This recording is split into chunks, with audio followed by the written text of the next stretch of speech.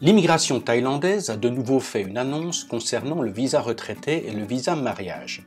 Mais ce n'est pas la seule évolution. Voyons un peu plus en détail les changements de ces dernières semaines. Je fais régulièrement des mises à jour, donc n'hésitez pas à vous abonner à ma chaîne et à cliquer sur la petite cloche pour être instantanément averti lors de nouvelles publications. Vous pouvez également visiter mon site pour tous ceux qui veulent s'expatrier, vivre et travailler en Thaïlande. Le lien est dans la description en bas de la vidéo. Ceci étant dit, allons-y pour le top générique.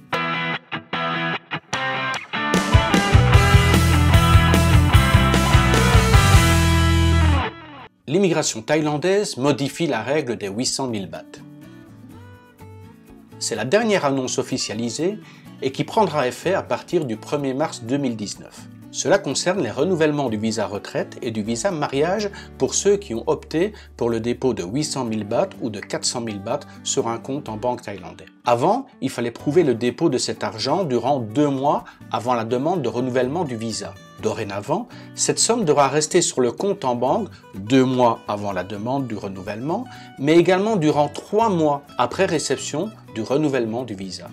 De plus, durant les 7 mois restants, il faudra laisser en permanence sur votre compte la somme minimum de 400 000 bahts pour le visa retraité et 200 000 bahts pour le visa mariage. Si on y regarde de plus près, cette nouvelle disposition de l'immigration thaïlandaise ne devrait pas impacter sur les étrangers remplissant les conditions financières. D'abord, nombre de retraités optent pour des preuves via des revenus mensuels. Ceux qui optent pour le dépôt de 800 000 bahts ne touchent généralement pas à cet argent. Par contre, ce dépôt de 800 000 bahts était devenu le terrain de chasse de quelques prestataires de services qui déposaient l'argent pour les étrangers ne remplissant pas les conditions financières. Certains prestataires respectaient la durée de dépôt, mais d'autres, attirés par argent facile, falsifiaient des documents. Au final, l'argent ne restait que quelques jours au lieu de la durée légale. L'immigration thaïlandaise et les attestations de revenus.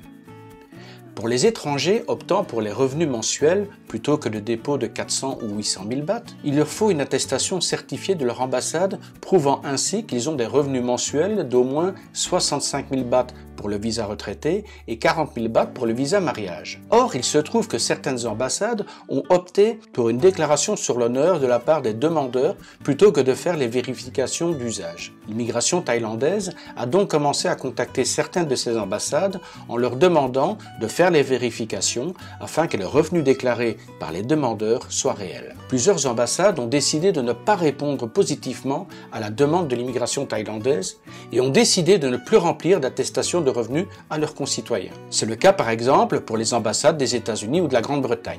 Donc la nouvelle réglementation pour les personnes ne pouvant pas fournir l'attestation certifiée de revenus, c'est de présenter son livre de banque, le Book Bank, au moment du renouvellement du visa.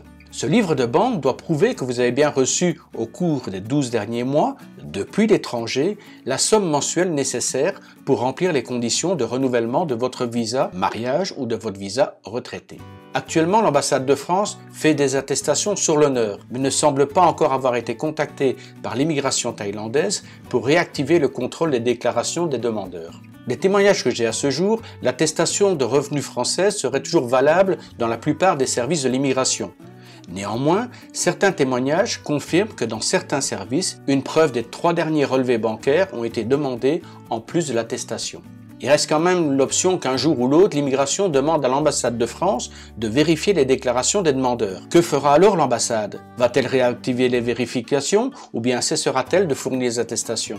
En tout état de cause, mieux vaut que chacun se prépare au concept des 12 mois de relevé de compte à fournir. Il se pourrait que cela devienne une norme généralisée à l'avenir. Pourquoi persécutent-ils les retraités? Ce serait une fausse idée que de penser cela. Ces nouveaux aménagements ne changent absolument rien pour les personnes qui remplissent les conditions financières pour l'obtention et les renouvellements de leur visa. Par contre, cela va devenir très compliqué pour toutes les personnes qui fraudent, que ce soit en passant par des prestataires de services peu scrupuleux ou par des fausses déclarations sur l'honneur pour l'attestation des revenus. Autre modification à venir. On parle de plus en plus que l'immigration thaïlandaise pourrait exiger, lors des demandes ou des renouvellements de visa, une preuve d'une assurance santé avec une couverture d'au moins 400 000 bahts.